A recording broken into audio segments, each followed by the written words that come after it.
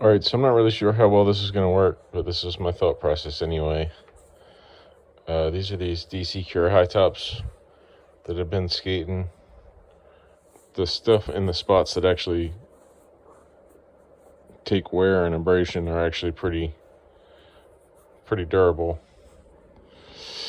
That said, I'm about to burn through the sole, and there's plenty of life left in the upper, which is not uncommon for me. So a lot of like scooting my foot around burns through the soles before the uppers wear out.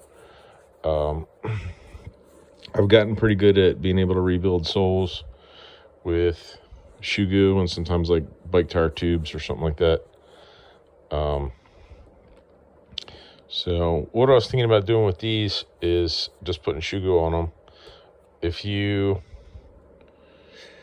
only let it dry for 24 hours, it's inclined to peel up on the edges when you go to skate it. But if you let it set for at least 48 hours, it seems to hold up much better. And the grip isn't really like, probably not as good as the sole, but not enough that it's a problem. It's not like slippery, and maybe a little bit harder wearing. So it actually works pretty well. So this spot right here is the thinnest. You can see where it starts to see the texture from the mold of the pore of the sole coming through the top. So this is the thinnest. And what I was thinking about is making some kind of like a barrier. So when I put the shoe goo in, I can have it at a uniform depth that'll be similar to whatever the original tread depth is, or maybe even deeper, at least in this spot. So it'll be deepest right here and just kind of fade to blend in when I step on it.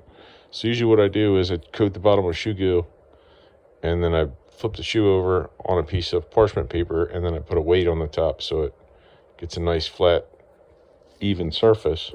I'll just put some kind of adhesive on the edge and stick that down, get it to stay where I want it, and then fill it in with shoe goo and step on it.